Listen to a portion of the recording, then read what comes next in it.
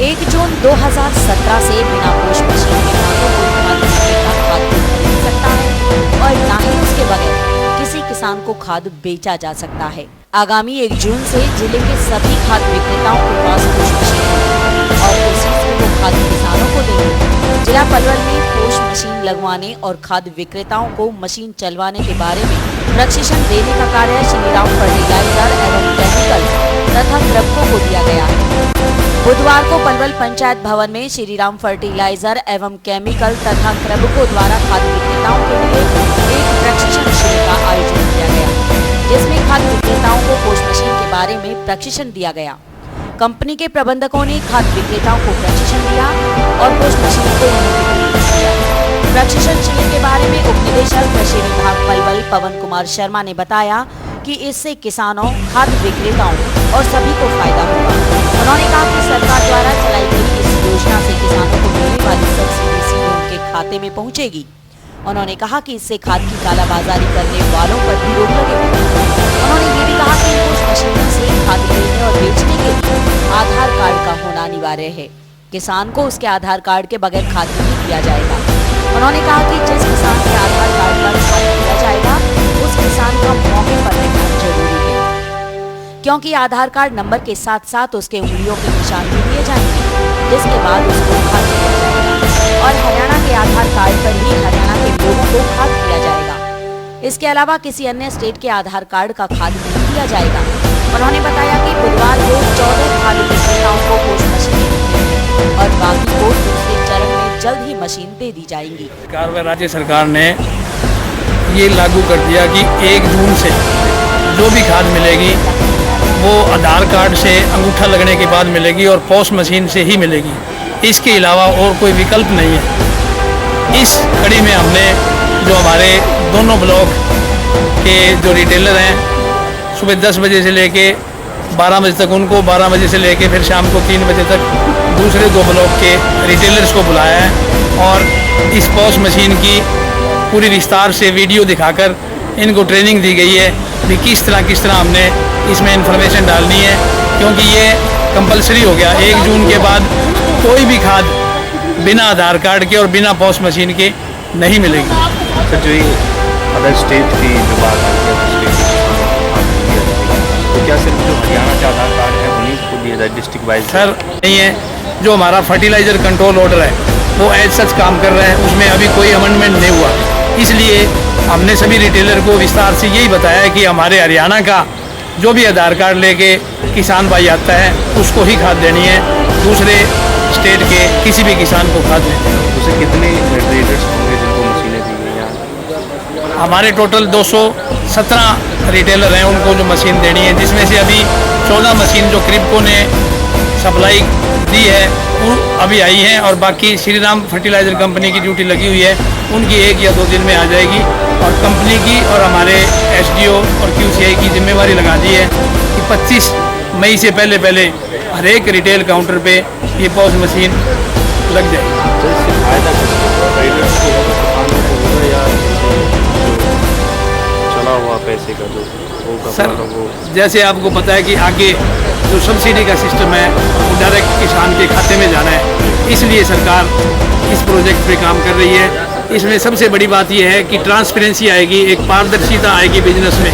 पहले जो डीलर थे, रिटेलर थे, अपना रिकॉर्ड भी कंप्लीट नहीं करते थे और खाद भी इधर उधर देने की कोशिश करते थे और हमारे कृषि विभाग पे भी ये ब्लेम लगता था कि ज़्यादा से ज़्यादा किसान, यूपी का किसान यहाँ से खाद लेके जा रहा है।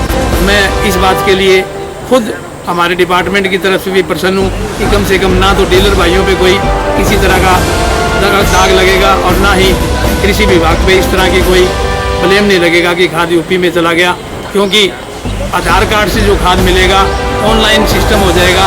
ये सारी इन्फॉर्मेशन ऊपर अधिकारियों के पास और मिनिस्ट्री में रहेगी। गांव घोड़ी में खाद विक्रेता जयदेव ने बताया कि गांवों में नेटवर्क की कमी बनी रहती है और कई बार तो कई दिनों तक नेटवर्क न आने की कमी के कारण काम ठप रहता है और अगर ऐसे में नेटवर्क चला जाता है तो पोष मशीन काम करना बंद कर देगी और विक्रेता का काम बंद हो जाएगा। वो ना तो खाद ही खरीद पाएगा ना ही उसको बेच पाएगा। विक्रेताओं की मांग है कि पहले नेटवर्क की व्यवस्था को मजबूत किया जाए, जिससे मशीनरी सुचारू रूप से चलती रहे। लाभ सर, मशीन चलने से पता चलेगा। अभी तो गाँव में नेटवर्क की सबसे बड़ी दिक्कत तो ये आएगी, कब जैसे बैंकों में जब नेट चला जाता है तो लोग सुबह के आते हैं और शाम तक बैठे रहते हैं, दुकान भी बंद हो जाएंगी और किसान भी बैठे रहेंगे सुबह से शाम। अगर नेट की सुविधा ठीक रहेगी तो कोई वैसे कोई दिक्कत है ही नहीं। इतना किसानों के पास टाइम कहाँ है, जो सुबह का बैठा है और नेट नहीं आवे तो शाम तक बैठे रहेगी दुकान। सबसे बड़ी दिक्कत तो ये नेट की दी गई है। अभी सरकार को नेट का प्रबंध पहले, सबसे पहले तो हर गाँव में नेट का प्रबंध होना चाहिए। ऐसे कुछ ट्रेडर्स हैं जो ज़्यादा पढ़े लिखे नहीं हैं, उनको किस तरह की प्रॉब्लम्स फेस होंगी? उसमें फेस यही होगी सर, जब तो कागज पेन का सवाल तो ये हाथ के हाथ बिल काट के दे दिया, ना टाइम लगा ना कुछ लगा। इसमें सीखने का भी जरूरत है और फिर चलाने में भी दिक्कत आएगी, किसान को भी दिक्कत आएगी।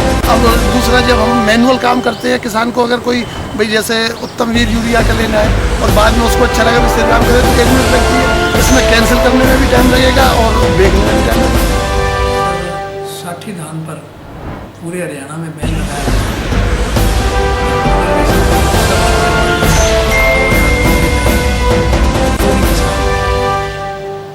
धान लगाएगा उस पर जुर्माना किया जाएगा। इसलिए ये हिदायत 15 मई से पहले धान की नर्सरी की बिजाई नहीं करनी और 15 जून से पहले ट्रांसप्लांटिंग। इसके तहत यदि कोई किसान साठी धान या इससे पहले कोई नर्सरी लगाता है तो फील्ड स्टाफ को ये हिदायत दी है वो तुरंत उसके फील्ड में जाकर नर्सरी को डिस्ट्रॉय कराए और उनका नाम लिखकर हमारे कार्यालय में उच्च अधिकारियों को भेजा जाएगा, जिसमें 10,000 रुपये प्रति हेक्टेयर जुर्माने का भी प्रावधान किया गया है। जैसा आपको पता है कि दिनों दिन पानी की भयंकर समस्या आ रही है, इसलिए हम धान को रिप्लेस करने के लिए हमने मूंग का बीज दिया है, भट्टे का बीज दिया है और हमारे पलवल डिस्ट्रिक्ट में कॉटन का एरिया जो पिछले साल 14,000 हेक्टेयर था अब बढ़कर वो 21,000 हेक्टेयर तक हो गया है। अभी कॉटन की बिजाई चल रही है। किसान कॉटन की तरफ ज़्यादा बढ़ रहे हैं। कॉटन से जैसे पहले कॉटन भी जाती थी, तो इस बार जो मंडी में देखा, मंडी में भी अच्छी खरीदार मिले, तो आगे किस तरह की रणनीति रहेगी? पिछले साल के भाव है 4500, 5,000 रुपये, 5500 रुपये तक क्विंटल कॉटन बिकी है। इसलिए किसानों का जो रुझान है कॉटन की बिजाई की तरफ है।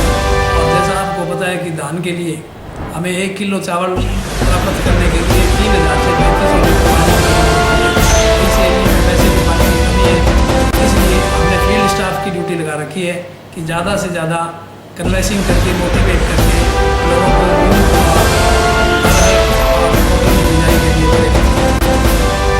धान के लिए अगर कोई करता है उसके लिए तो टीम है,